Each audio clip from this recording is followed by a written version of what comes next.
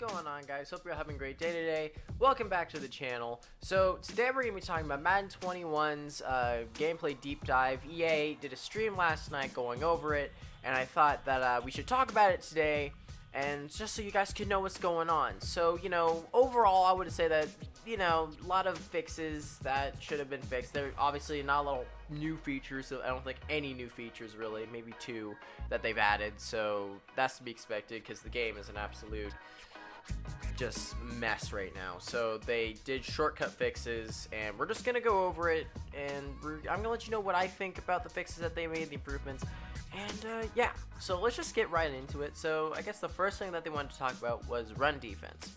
So they said here, simply put, stopping the run game in Madden 20 was too difficult for most. For Madden 21, we aim for a more balanced run/pass ratio, so we've made some improvements to our run fits and defensive gap system, with a strong emphasis on the force defender, who is the defender responsible for setting the edge versus the run. Here are some specific improvements we've made toward that goal. Force defenders' alignment on the line of scrimmage at the snap will use wider angles at the start of the play to show more anticipation and better pursuit predictions to set the edge versus outside running plays. Force defenders will show more anticipation in the pursuit angles at the start of the play when facing quick hitting outside running plays such as jet sweep and touch pass, so that you'll get in better position to set the edge. Hammer and fill players, who are the defenders in the run fit, responsible for the open gaps inside of the force player, will take wider initial pursuit angles versus outside run plays. That will help them get over the top toward the outside of the formation quicker and prevent them from getting mirrored up inside by blockers and other traffic. So, just I guess overall, I think EA is just kind of going over, we're going to fix the run by having better angles, which they absolutely should have done. I'm not sure if this is the correct way. I mean, it is a way to do it.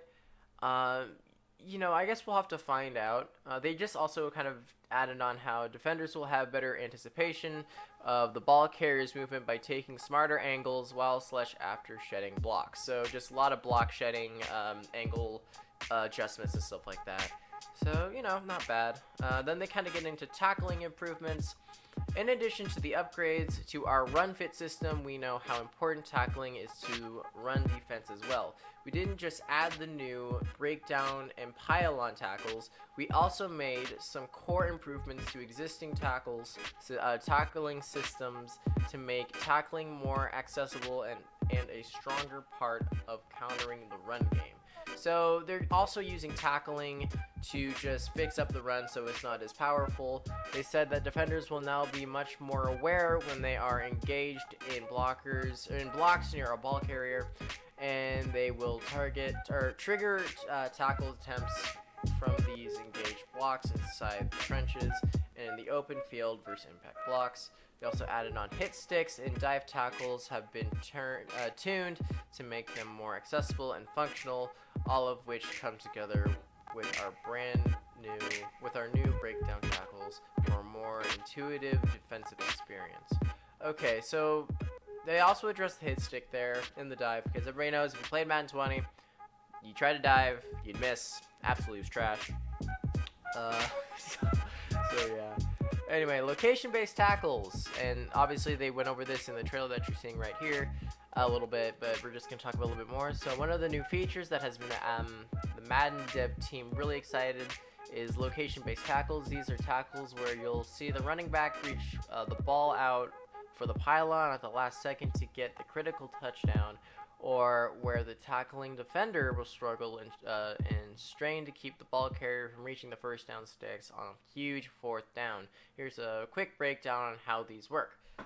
Okay, so it says that these tackling interactions make our players more aware of their field location and reaction according, including the pylon, goal line, sideline, and first down marker, which while there's not a direct button input on the stick for these tackles, there will be driven by player rating and superstar abilities. In addition to the abilities, the defender's tackle and awareness rating compared to the ball carrier's vision and awareness ratings will drive the outcome of these interactions dynamically. Okay, so I guess what they're just going on about here is just how, they're trying to balance it out with ratings. So, if you have like Saquon Barkley going up against Jamal Adams, that's going to be pretty fair, evenly matched. So, there's a pretty good chance that Saquon Barkley could get the first down, but there's also a pretty good chance that Jamal Adams could stop him from getting the first down. So I guess they're trying to add that bit of not unpredictability, so it's not so scripted. Don't know how that's going to work because they've been talking about animations and physics and how they're going to mix together. But we'll get into that in a second. So they also talked about zone drop coach adjustments. So this is new to Madden 21. And they're saying, we're introducing a new set of coach adjustments that will allow you as the defender player to customize the depth of your zone drops for underneath zone defenders. These coach adjustments will give you the ability to change the drop depth of flat, hook, and curl flat zones in increments of 5 yards up to a max of 30 yards from the line of scrimmage. Okay, you know what? I actually kind of like this because, it makes the offense change up what they're doing. So you can't just run like curls over and over and over again and expect the corner to just keep doing the same thing where he over pursues the ball and he doesn't get it. So you can actually have them drop back and they'll stay in that certain area for curls. So the offense is actually going to have to change what they do. So that's pretty good. Then QB and passing improvements. I'm just going to briefly go over this. So they're just talking about throwing out of sacks. So all QBs with it will have the ability to throw the ball while being tackled. The accuracy and power of the pass are predicted largely by physics. The further into the pass animation the quarterback is at the point of contact, the more likely the pass will be accurate. However, if at any point the QB's arm or shoulder are hit during the pass, that too can impact the accuracy. Throwing out of a sack does carry some risk as well. The earlier in the throw animation the QB is hit in the combination with the QB's strength rating, the more likely he will be to fumble. Okay, so then they have deep pass under pressure. New to Madden 21 are under pressure throwing animation. So I guess when you're under pressure now and you're trying to throw for 40 or more yards, the animation is going to be predicted by the threat to impact, meaning that at the time the pass has been initiated, if the QB thinks he'll be able to get it off before the incoming defender gets in, he'll get it off. This is all pretty much physics-based, depending on throwing power, like throwing under pressure rating, stuff like that. Don't think they said anything about hit power, so that's interesting. They also talked about QB branch out, so QBs can now quickly branch out of the drop back to throw the ball at any time. As soon as the QB has received the snap, if a receiver button input is given, the QB will immediately branch out of his existing behavior and throw the ball to the intended receiver. It's pretty cool, and I guess they changed the buttons for that to RT and R2. Then accuracy and power tuning, so I think it's going to be a little bit more accurate depending on your X factors and stuff like that, along with the power. Let's see, what else did they talk about here? So, that's really all they talked about in terms of quarterbacks and stuff like that. They made it, I guess, where on like the Madden Bowl, it's not going to be balanced with the handoffs if you're left-handed, right-handed. Not sure what I think about that. It's not really authentic. It's just kind of like, you did this so you can't do it again. That's what EA did when they saw the Madden Bowl. The defensive contain balancing, finally. So when utilizing pass rush defenders or schemes that free up the QB contain from being blocked via an overload to either side, that player will now rush the QB at a slower speed than if he were not in a contain assignment. So as long as the QB is inside the pocket and not using the scramble movements, that's what they will do. Cool. Then they also went on a little bit about catching responsiveness. So what did they really talk about here? Players can now predict the direction they want their catch to take them as they secure the catch via left stick input. Interesting. And then they do talk about a little bit about player personnel packaging. That's really pretty much all they talked about. It's, I think it's pretty good. I guess they made it kind of harder as well for kicking if you're on competitive and all Madden. Abilities, I'm trying to make it more balanced.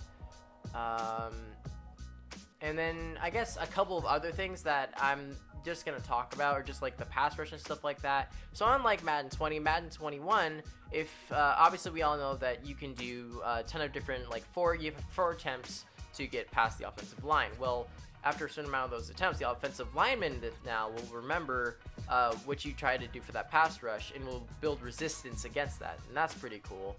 But, you know, and you can switch back and forth between players, but once you switch back to the other player, he'll remember again, you know, those movements. So it's a bit harder to break off of that. So, you know, I like that. That's pretty neat. So, yeah, I mean, that's pretty much all they've talked about so far. They're going to be doing franchise, I think, on Monday, talking about franchise. So I'll definitely be in for that because I'm a huge franchise guy. But anyway, yeah, so that's all I got for you guys today.